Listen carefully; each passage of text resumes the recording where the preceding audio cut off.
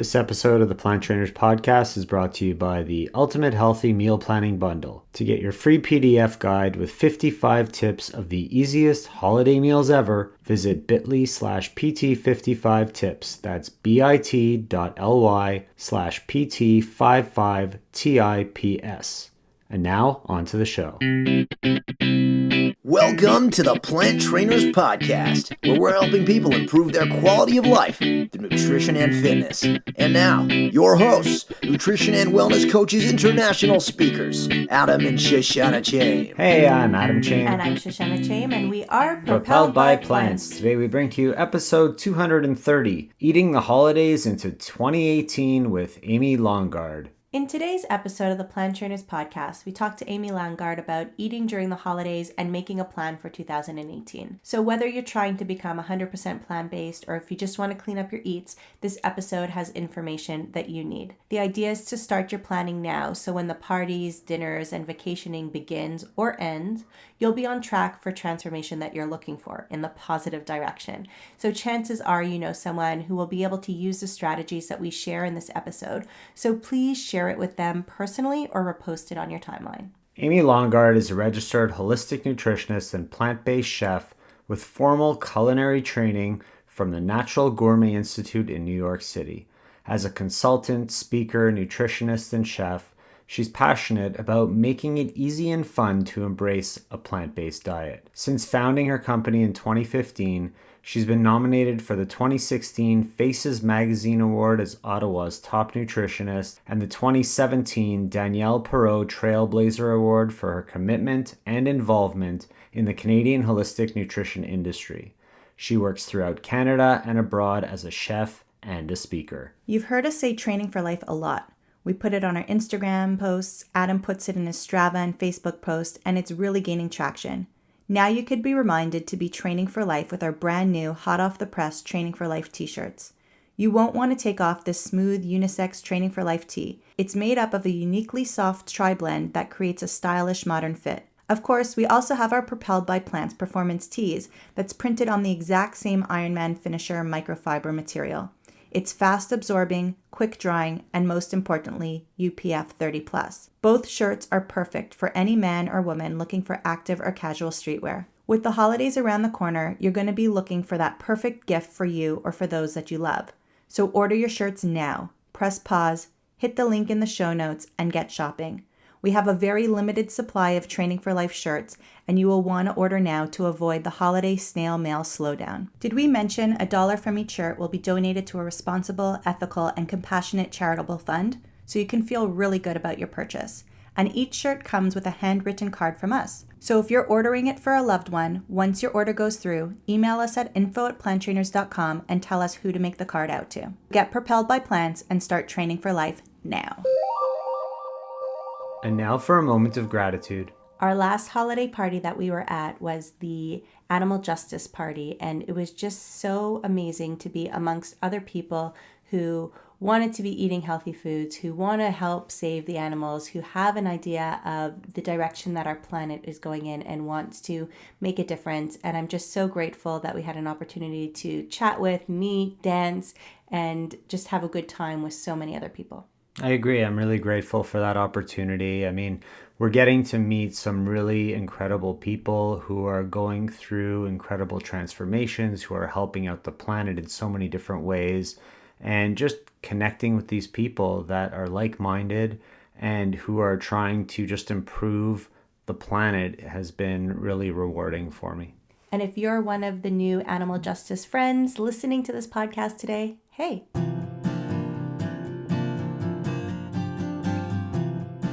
Amy Longard, thank you so much for being on the Plant Trainers Podcast today.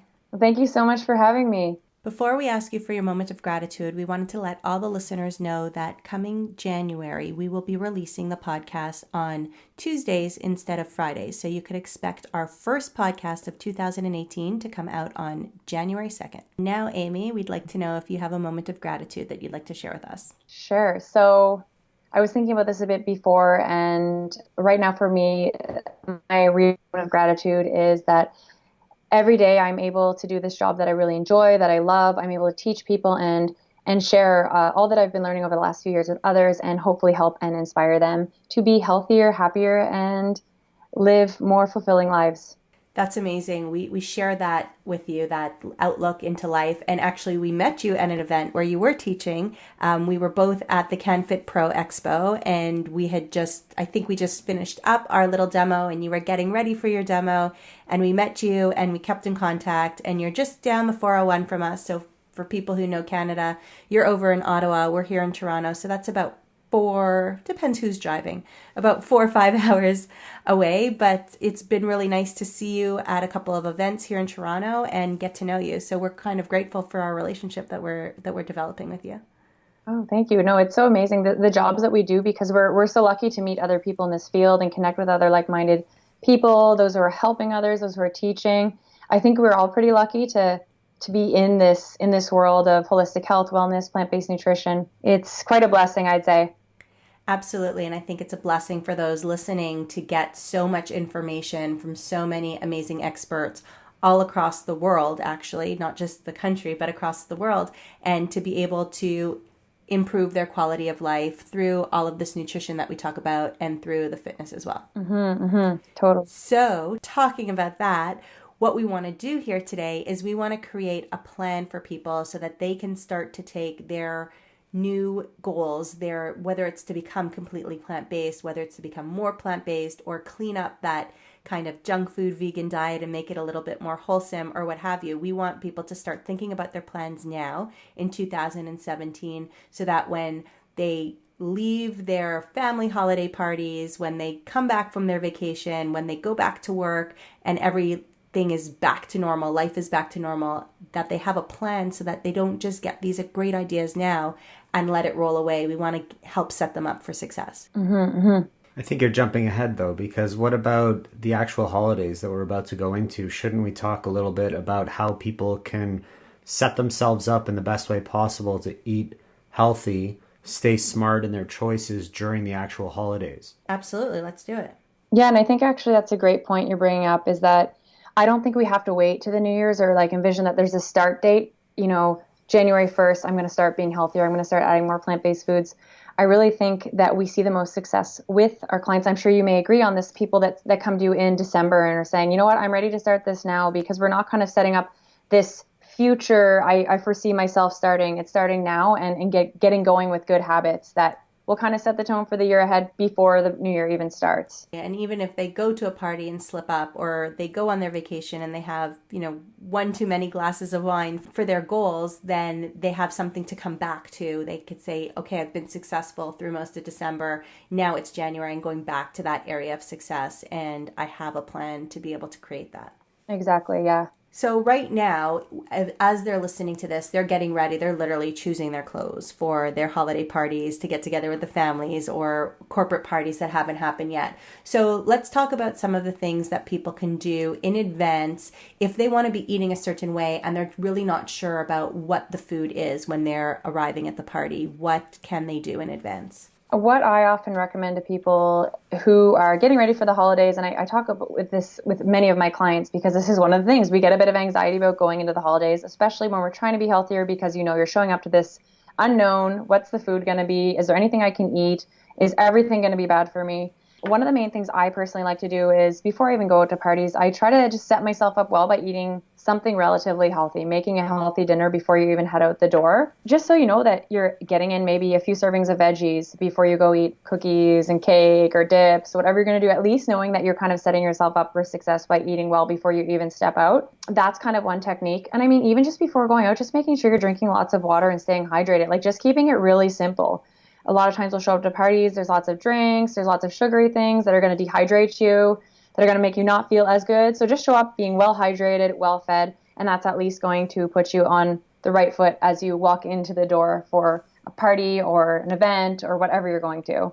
I agree completely. On Friday, when we were together at the Animal Justice Party, I kind of had that same framework in mind. I had a very busy day. I saw a couple of clients. I was out with my daughter, and I made sure that I drank lots of smoothies. I ate my salads. I ate my cruciferous vegetables. I ate everything that I knew I wanted to get in in the day. And I could have prepared a meal to bring with me there, but I knew that there'd be lots of vegan food there, lots of plant-based food there that I'd be able to partake in. And in my head, that was okay for me. And it was okay for me to go there and eat the foods that were there. But knowing that they were going to be more of the junk food vegan vegan kind of food, I made sure that I hit my marks the rest of the day and maybe even took in a little bit more of those vegetables and fruits and grains, so that when I went there and it wasn't all whole grain, or it wasn't all, you couldn't tell what actual vegetable it had come from, if it had come from a vegetable. I got everything in during the day. But another option would have been to, bring a nice little Tupperware filled with some food, and while everybody else is eating, I could have easily had eaten that. And I think at an event like that, I wouldn't have felt uncomfortable doing it. However, maybe at a corporate event, it probably wouldn't have been so appropriate. Mm-hmm. No, that's so true. And I mean, even when I was excited about going there, because I so rarely eat junky vegan stuff, that when I saw nachos and all that vegan cheese and those really delicious chickpea salad sandwiches, I don't know if you tried those. Like, that was on white bread. I don't think I've seen white bread. I don't know how long, but it was delicious. So I'm going to enjoy it, take it in. And I always tell people, just don't, just eat the food that you want to eat. Don't feel bad about it. You have the next meal is a great opportunity to just kind of get yourself back on track. It's really not like you're falling off the wagon. It's part of life. We're going to go to parties. We may eat some nachos, maybe too much cheese, vegan cheese, of course. But the next meal is always an opportunity to get that kale in, maybe have a nice smoothie, choose something that's going to kind of balance things out and get you back on track, so you don't feel like you've totally fallen to the wayside and, you throw your hands up in the air like, I'm done. I ate something unhealthy. It's over. It's not over. Just the next meal is an opportunity to kind of get back on track. And it's not like you're doing that all the time. It's not the way you eat all the time. So if you're going to eat that way once in a while, that's totally fine. Don't beat yourself up, like you said. Move on and just go with the flow. It's okay to go to these parties once in a while and just indulge, and just recognize that you're doing that and be good with it. Let it go and move on. And then you have different opportunity when you're going to somebody's house for a party. So if it's a potluck party, or if it's your family getting together for Christmas dinner, for Hanukkah dinner. We had Thanksgiving we had it a couple of months ago. In the States, they just had it a couple of weeks ago. So there's a much different opportunity there, because you have the opportunity to bring your own food. So something like our chickpea casserole that we have on our website is a really easy dish where you literally throw in the chickpeas, you throw in tomatoes, it could even be canned tomatoes, you throw in spinach, you throw in onion, and you kind of just bake it. And it's this really nice casserole. You have all the spices in it, and it's very nice and pretty to bring over to somebody's house. And that way that you can eat the casserole. Other people might have it as a side dish or their main dish as well. And at least you have one thing to eat for the night, and hoping that the people whose house you're going to have maybe a salad, hopefully no cheese in it, or maybe some broccoli, hopefully no mushroom sauce on it, right? Hopefully there's one other vegetable or something like that you're able to eat and feel comfortable eating. Totally. No, that's I'm the same way. And I actually personally love, I don't know about you guys, you probably feel the same way. I love bringing my own food to the party. It's just an opportunity to showcase something that you're really good at making, something that's healthier. Often when you show up to parties, there's not a lot of healthy options. And when you actually show up with that beautiful chickpea casserole, people all want to eat that because there's chips, there's really heavy and greasy foods. And then you show up with something full of veggies, full of nutrition. It's something that people are actually inclined to eat. And it's always the first to go. I know. And then you're hungry because you didn't get to your own dish on time, and then you don't have anything left. So you have to kind of eat like a piece of bread with mustard on it or something. But that's usually the dire straits, when it's only bread and mustard left over. But yeah, I think I tend to do that all the time. I bring my own food, and people love it. Like, they love when you contribute. You're also showing something new that maybe they would want to learn to make after. So if you have the recipe, you can email it to them and share what you made, and they might end up repeating it another time. And I think we get really hung up on variety, right? Like, it's Christmas dinner. We have to have 18 different dishes to eat, and we have to feel really full after, and it's going to be disgusting, right? So we get really wrapped up in that because that's the way it's been over and over again. But if you think about what you eat on a regular night, you normally eat one main dish and maybe one or two, maybe even three side dishes if you have a whole bunch left over from other nights. So you're not going to miss out on anything if you're really only taking part in one big dish and you not have a whole bunch of different dishes as well. And it's really easy to simplify things. And I know that I was actually just reflecting on Thanksgiving, writing my blog for next year because I wanted to make sure that I remembered those ideas. And part of it is that, do we really need to spend all day cooking in the kitchen, creating 18 different recipes? Why can't we go outside and enjoy time with the family and, get out in the snow or get out in the fall or get outside and move our bodies and be thankful for that as well, not just be thankful for the food. So if we take the emphasis off the food a little bit and say, I'm just going to do what's easy and what works for me, and not spend all these hours in the kitchen and actually talk to my family or be with my children or hang out with my sister, then that is really good for our overall health too, assuming you like those people, because that community feeling gives us an opportunity to relieve stress as well. Mm-hmm. And I think there comes a lot of expectations with these holidays.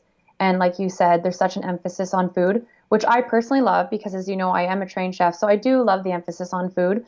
But I think we shouldn't be eating things that are going to make us feel bad or make us, we shouldn't perpetuate traditions where we don't feel good after. If you're eating so much that your stomach hurts, like I don't think that's the place you want to be. It happens, but maybe looking to eat lighter things or healthier things that aren't going to make you feel so bloated. You aren't going to have to undo your pants or only wear stretchy pants for 5 days straight.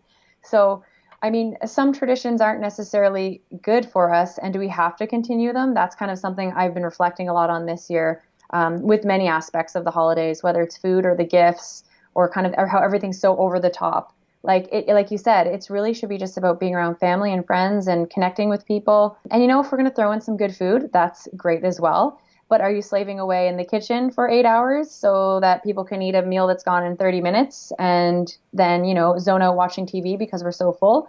Is that where you want to end up? So I guess it's kind of reprioritizing maybe, what's important for the holidays. And if that's important to you to slave away in the kitchen all day, then by all means do it. If that makes you happy, then you should be doing it, right? But yep. if it's causing more stress, then dude, chill.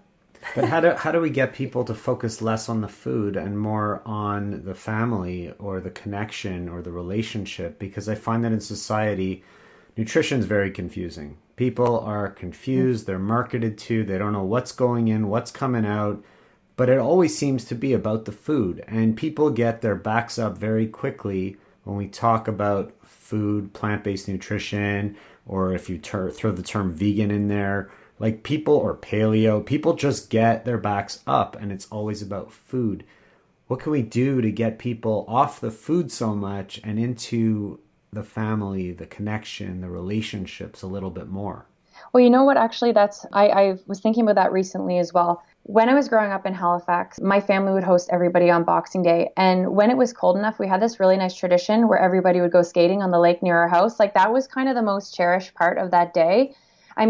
Don't get me wrong. My mom puts out an amazing spread, and actually she tends to make really healthy, really veggie rich. She made the healthiest food of sort of any of the families, and everybody was excited about that day to eat a lot of vegetables, to eat, lighter fare, healthier fare. But then we also all went skating.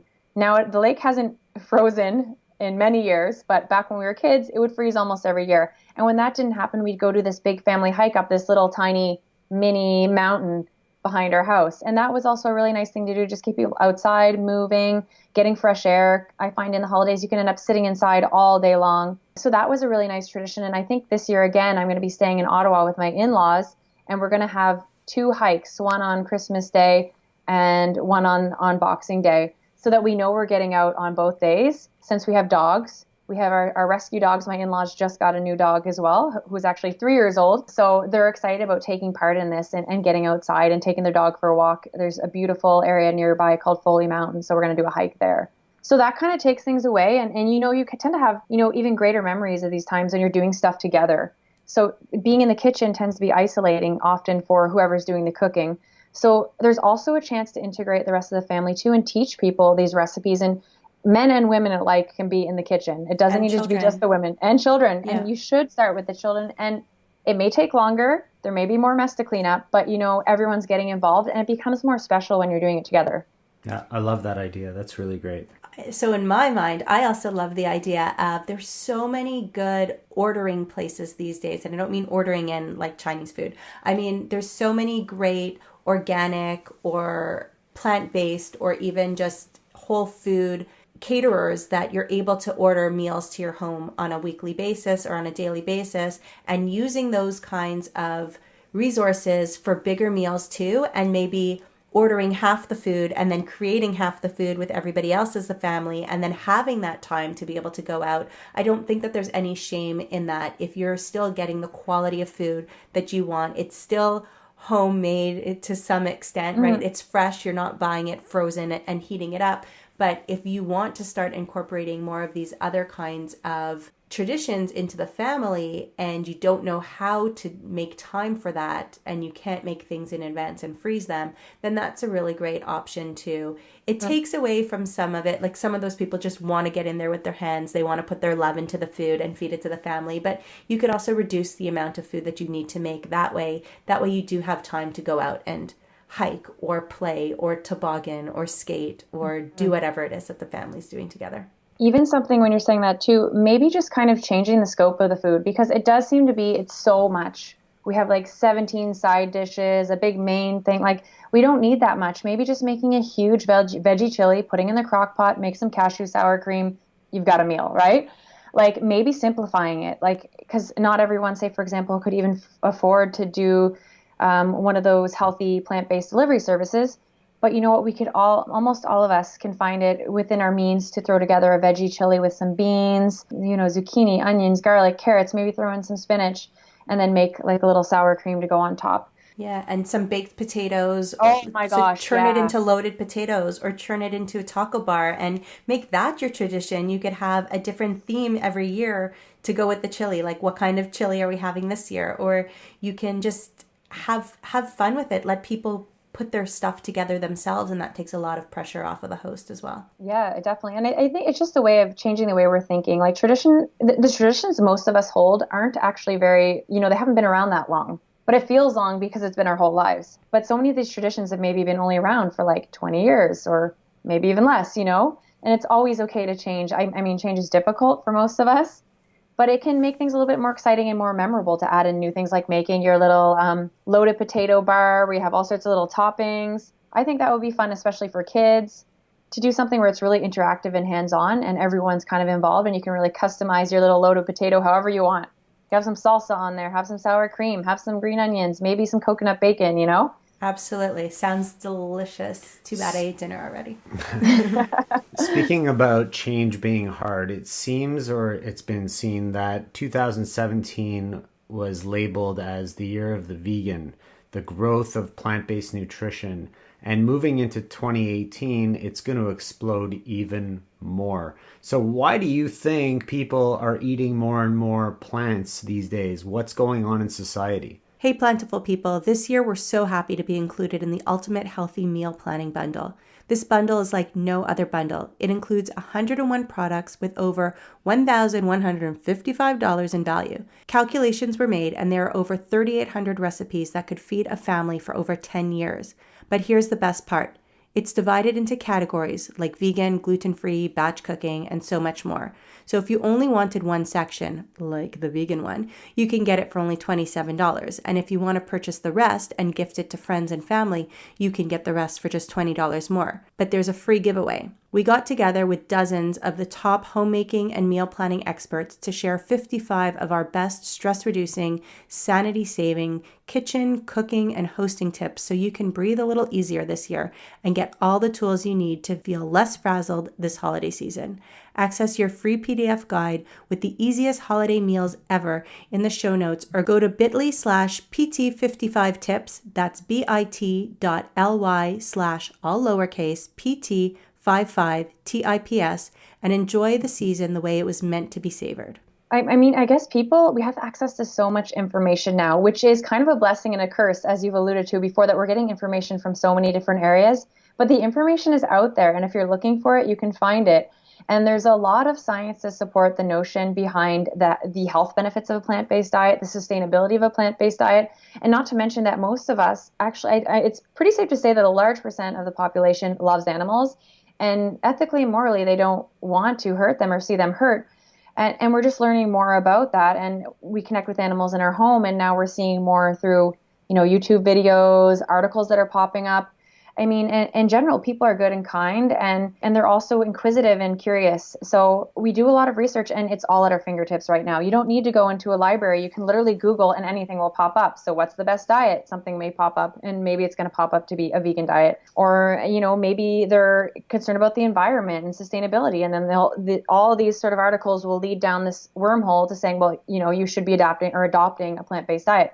So I think that's a big part of it, is that this access to information is opening people's eyes and minds and hearts to different things that are out there that maybe they weren't aware of before. And not to mention that there's so many people like us who are out there speaking with the public. We're doing cooking lessons, you're doing yoga classes, your personal training, we're out there and we're promoting a really healthy lifestyle that is sustainable and that's achievable to anybody. I mean, I said this to you guys before I even spoke before the podcast, just how, you're so busy and you have 2 kids, but you're doing it all and you're feeding them healthily on a plant-based diet. So, I mean, you're great examples of that. I think kind of all those things come together, and there's more and more articles. There's a lot in the media out there. There's lots of documentaries going on right now that are really triggering emotions, positive and negative. I think it's a hot topic, and I don't think it's a trend. I think it's the future. We see these huge meat companies buying up plant-based protein, like Field Roast just got bought out by Tyson Foods for I don't know how many million. We're seeing a lot of these changes because trends are going that way, but it's also going to be a long-term, I think, a societal change that is going to be happening whether we like it or not, because we just can't sustain our current way of living. And I think because of the amount that people have been exposed to it lately, especially, like you said, documentaries through, and Netflix is huge for that, there's a lot less pushback coming from families. Not to say that there's no pushback, because some families have it bad, but in general, I'm seeing less and less pushback, and it's more about how do I do this properly? How do I make sure I'm healthy? How do I make sure my children are healthy, that I'm working out with people, as opposed to how do I convince my mother-in-law that I'm not killing us all, right? They're starting to get the idea. It's starting to become a lot more mainstream. And I just think that it's wonderful. And the more plant heavy everybody can become, the better off we're all going to be. Mm-hmm, mm-hmm. And Field Roast was bought by Maple Leaf Foods for $120 million. Yeah. That's pretty huge. $120 million. So when you start to see the meat industries, when you start to see the animal food industries getting their backs up like that, getting nervous, buying out, then you know that this is for real. Because that's what it is. They're scared, and you're going to see more and more dairy companies making non-dairy foods, because people are voting with their money. Consumers vote with their money, and that's where it's going. That's why plant-based milks are selling better now than animal milk products. Mm-hmm, mm-hmm. Yeah. Absolutely. So it's very enjoyable to watch all of this unfolding in front of our eyes, because 8, 9, 10 years ago it was not like this at all. It was like, what's almond milk? Where do you buy that? And now you just go to the milk aisle and you have your choice of like 12 different plant-based milks, right? And so we're moving into 2018, and people are thinking, it's trendy to be vegan. It's trendy to be plant-based. Maybe I'm going to add a little more plant into my life. What are some small changes that people could make in becoming more plant-based that's going to be impactful for them as individuals? What I tend to do, and what I encourage people to do, my nutrition clients or people I'm speaking with about this, is just trying out different meals. Maybe adding in, I know the whole Meatless Monday thing is something that comes up a lot. We hear about that, and that's a really viable, and it's something that everybody can try. Try making one meal, something new. Go on Oshi Glows, go on our websites. We have tons of stuff on there. You guys have so many recipes. I have a lot of recipes. Try one new thing each week. Just start small. Just try one recipe. See how it goes. Print it out. Take down notes. Did you like it? Didn't you? What would you add? What would you change? So maybe just try like a chickpea curry and see how that goes. Or maybe try making that veggie chili, or loaded sweet potatoes with some veggie chili on top. Just start with one meal. Or maybe even swapping out. Every morning you're doing eggs and bacon. Maybe try a smoothie one day and see how that goes. Just try a smoothie, add in like a little tiny bit of spinach, maybe some protein powder if that's your thing, or go with some hemp seeds, some flax, some chia. Keep it very simple. And even just trying new restaurants too. One of the big things we found here in Ottawa is there's some really, really great plant-based restaurants. And you're seeing, I mean, they're packed. There's one in particular that it's busy all the time. And it's not just vegans and vegetarians eating there because the food is interesting, it's colorful, and it's exposing people to a new kind of eating. So when I go into restaurants, I don't know if you guys do this too, but I go in and I'm looking, what are they doing here? How are they making this? And can I make this at home? So a lot of these things, they're not that complicated. So when you go in, it's just giving you new ideas. So kind of keeping your eyes open, seeing what's out there, search blogs and find recipes that appeal to you that may be plant-based. And then try making them each week, try a new one. And soon you've got a whole repertoire of recipes that you can easily throw together that you know are good because you've already done it. You've tried them, you know you like them. Maybe you've taken little notes and said, next time I would add less kale or more kale, or maybe I'd put cilantro or a squeeze of lemon. So, just track all that. And then before you know it, you have a week's worth, a month's worth of meals that you could easily make. Over time, it will come together and you'll have this in your back pocket. I always encourage people to make a list of not just what their goals are, but how they think that they can achieve them. So if you want to eat more plant-based, how can you achieve that? So does that mean finding plant-based restaurants, like you said? Does that mean, doing one meal a week plant-based? Does that mean starting only breakfast? My breakfasts are only going to be plant-based. Or maybe you're only down to some kind of milk in your coffee. So how can you find a non-dairy creamer? So start to find all these small little changes that you would have to make to hit your big goal. And say, okay, now which one am I going to work on this week? Which one am I going to work on in 2 weeks' time? And just get used to a couple of them at a time. And it might mean looking at blogs. It might mean joining our newsletters or looking at our recipes or finding some kind of book that's going to guide you or finding some kind of coaching that's going to guide you to be able to start checking off those boxes. And how good does it feel to check off those boxes? Starting to check off those boxes of everything that you want to do to accomplish that main big goal. And it's going to look a little bit different for everybody. It might include your cosmetics. It might include the clothing that you're wearing, right? Decide what's most important for you and prioritize and go for it from there. So true. What are some of the 5-minute meals that you like to throw together that you often maybe recommend to your clients or that eat yourself?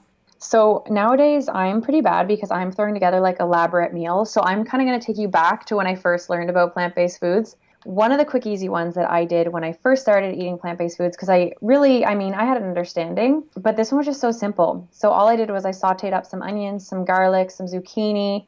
I threw some chickpeas in the pan. And I threw in any other veggies that I could chop up in the fridge and kind of saute it all together. And I added on top just a marinara sauce. It was so good. And then put a little bit of nutritional yeast on top, which I didn't learn till later, but now I know that. So it was just one of those quick, easy meals, and you can make a huge batch and you have some for your lunch. I mean, it's super basic. There's a lot of veggies and it actually tastes really good. Another thing that I did when I first became vegan was I really embraced hummus. Hummus was like my go-to because I used to be a cheese addict. So hummus kind of gave me that taste, texture that I could replace in sandwiches especially. So one of my main favorite things to do, I used to come home when I had my old office 9-to-5 job. I'd come home and make my lunch. I would toast some nice whole grain or sprouted breads, and I would put a little bit of hummus on. And while I was getting that ready, I was sauteing some onions, garlic, and kale, sauteing it with either a little bit of tamari, a little bit of balsamic, a little bit something to kind of add a little lemon on top, salt and pepper, and load that on top of the bread. And that became known as like the Amy sandwich that my other friends started doing it too because everybody loved it. You kind of have to eat it with a fork and knife. But those are just little easy things that I learned how to do and could throw together quickly. Sometimes I end up getting into more elaborate stuff nowadays because we're a little bit of foodies over at our house and we kind of are multi-layered stuff, but I still have to keep it simple because, I'm teaching clients how to do this and you have to start somewhere. So just stuff like that, but really embracing pulses. So beans, lentils, chickpeas, split peas, because you throw them together with some veggies, a tomato sauce, or some coconut milk, some spices, whether it's a curry spice or if you're going more of a pasta, throwing in some oregano, basil, just, utilizing those cans or either make them yourself. The beans and chickpeas, you can soak them, but that's not going to take 5 minutes. So if you have some cans in your pantry, you're good to go, and some veggies in the fridge, spices, and maybe a few other things, you can throw together a quick meal. I love creating salsa bowls. So what I'll do is we'll either make a whole bunch of sweet potatoes earlier on in the week, or like I did tonight while we were eating dinner and I was making everything else. Actually, while I was making dinner and everything else, I threw some quinoa on the stove and the quinoa itself.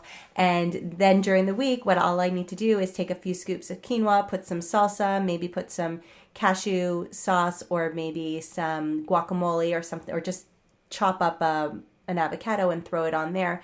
And then it's a really easy meal to either leave the house with quickly in the morning or make for yourself if you're working from home. And those are two meals that I love. It's kind of the same, but it's got two different starches, right? We're looking at the potatoes and the quinoa. So it's delicious and it's easy and it's nutritious, and you can really add any other kinds of veggies into there too that you want. So you just mentioned a whole bunch of different types of foods. If somebody's really new to this and they're looking to restock their cabinets, their fridge, what might be some staple foods that they should really have in their homes? So I'm sure you can chime in on this as well as I start going. I kind of was preemptively thinking of a little bit of a list of my go-to must-haves. So I always have tahini. So as you know, tahini is sesame seed paste. You can make some really amazing dressings. You can make soups creamy with it. It's the base of our favorite food, which everyone knows. All vegans love our hummus, so you need tahini for that. So I always have tahini. Tamari is something I have as well. So that's like a soy sauce, and that's also something you can use to kind of drizzle over veggies, use in stir fries, use in salad dressings. I always have, just in case I don't have fresh tomatoes, I have a can of tomatoes always in the pantry, because you can throw that together on chickpeas, lentils, beans, whatever you have, some spices. You can make a nice little pasta sauce. Nutritional yeast is the big one that I think a lot of people who are adapting either a dairy-free or plant-based diet, you're going to be needing nutritional yeast to kind of enhance your food with a cheesy flavor. So you can sprinkle that on popcorn. I'm sure, have you guys done that? Oh, yeah. The nutritional yeast, you've got to do that. So nutritional yeast on your popcorn, on your pasta, on your pizza. It's great for making creamy sauces with cashews when you blend it together. So, and on that note, you want to have some nuts and seeds in the fridge. Those are just great grab and go snacks, but you can also blend them into dressings and sauces. Of course, in your pantry, you're going to want to have kind of a mix of grains and pulses. So as I said before, pulses are chickpeas, beans, lentils, split peas. You want to have a variety of that. You can kind of usually swap in and out, whether, maybe one day use chickpeas, one day you're going to use split peas, one day lentils. Maybe put them on top of quinoa or wild rice or amaranth. There's so many different grains to play around with. And what else do I have? Did I mention coconut milk already? That is always something that I have in my pantry. I also like to have the dried fruit. So, and I'm talking about, when I'm talking about dried fruit, you need to read the ingredients and you need to make sure that there's no added sugar to it. But apricots are really big in our house, and raisins are really big in our house, and goji berries and cacao nibs and all kinds of things that we can use to top off oatmeal bowls. Yeah, we're That's getting so fancy. true. You're getting a little fancy though. For somebody who's a rookie who's never had any of this stuff, they're not really going to go straight to the goji berries. And That's true. And when you're talking about apricots, yes. the apricots, apricots, raisins, dates, maybe. Yeah, dates are huge because dates are going to start to fall into your desserts that you're going to start making too. And if we're going to reach beyond the pantry, bananas are huge, huge, huge, huge, huge. So when you start to think about counter foods, bananas, and then once they start getting just a touch ripe, like a little bit brown around the edges, we slice them up and we put them in Ziploc bags and we put them in the freezer so that we can start to do our banana and ice cream, which is huge as well, so that you don't have to worry about all of these dairy ice creams that are on the shelves. You could just make it at home. How good is banana and ice cream? Like, it's legitimately like soft serve. Yeah. I make it with a little bit, I'm sure you do this as well, a little bit of raw cacao or cocoa powder if you want. And what else do I put in there? Just cacao and cinnamon and maybe a bit of vanilla. And it literally tastes like chocolate soft serve. Delicious. And then in our new recipe book, we have a chocolate cherry recipe for banana and ice cream, which is like got those chunks just like we used to have from that other company that makes it from cow milk. So good though. It's kind of a brilliant invention. Whoever came up with an ice cream deserves an award. Same with the person who came up with aquafaba.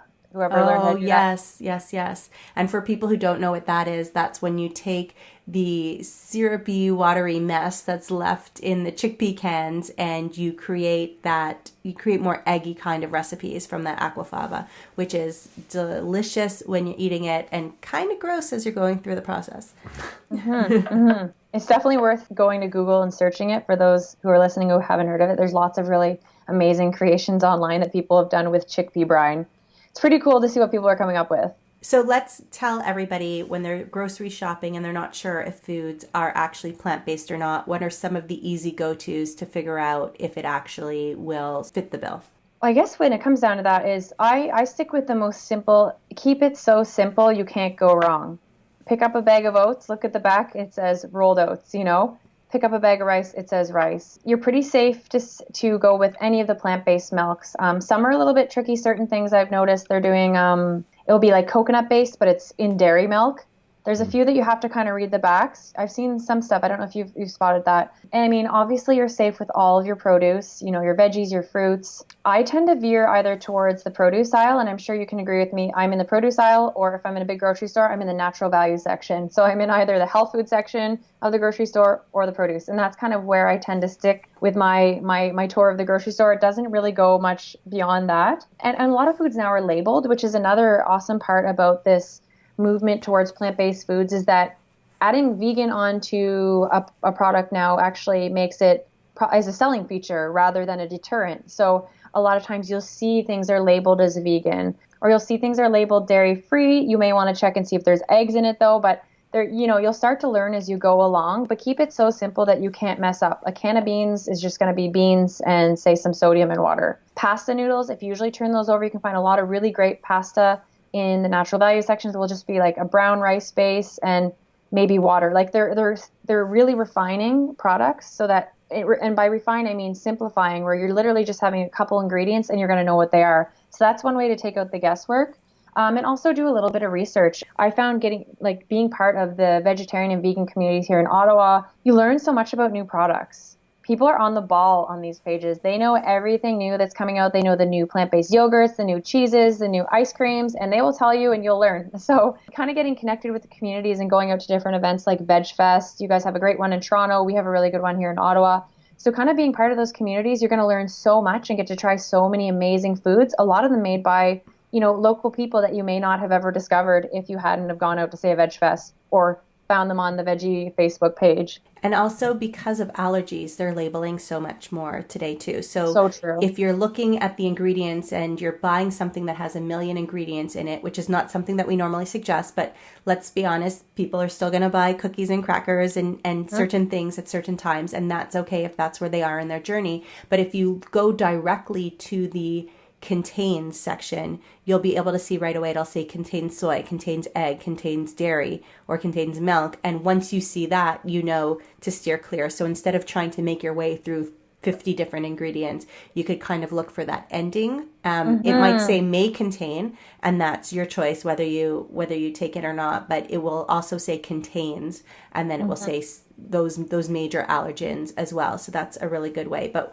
when you are buying those cookies and crackers and cereals, those are the kinds of products where dairy is still finding its way into and eggs are still finding its way into.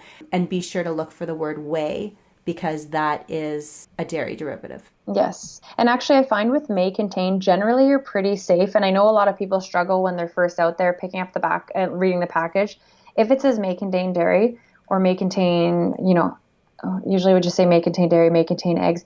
Often that just means that the product was produced in a facility those products would be there as well. And that's more so just to cover the company as a safety sort of protocol so that the companies don't get in trouble if there is a minor cross-contamination.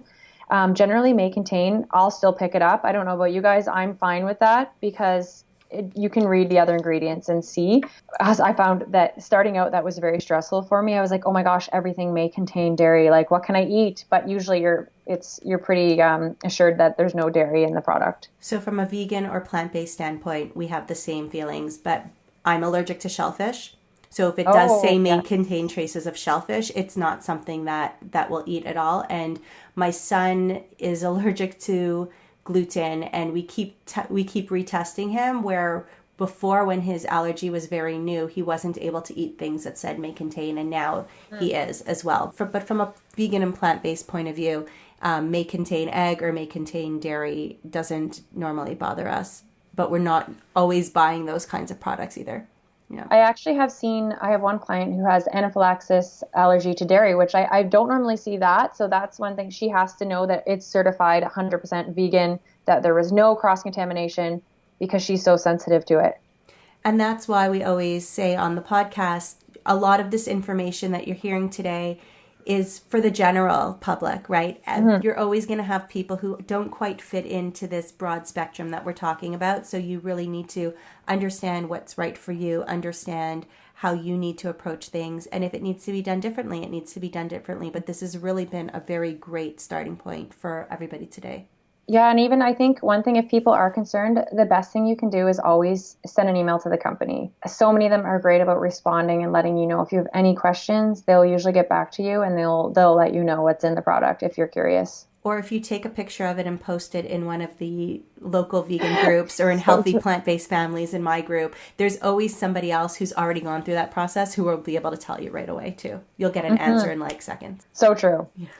So, Amy, you've been sharing some great tips for people looking to become more plant-based moving into 2018, and we know you have a program coming out that could probably help them as well. So why don't you tell us a little bit about that program? So my program that I've just launched today, actually, it's called Plant-Based Breakthrough. So basically it's just a month-long nutrition, meal, and makeover program. So it's perfect for people that are looking to incorporate more plant-based foods and they're just not sure where to begin, or maybe they want to know that their meals are balanced, or maybe just they're intimidated about cooking with vegetables and they're not sure where to begin, or perhaps they just want to, add some new recipes to know either the list of recipes. So the program's going to be starting in January and it's listed on my site right now. And there's going to be lots of things happening throughout the month. There's private nutrition seminars where I'll be talking about different topics like how to deal with sugar cravings, how to improve digestion. I'm going to have guest experts coming in and speaking on different topics.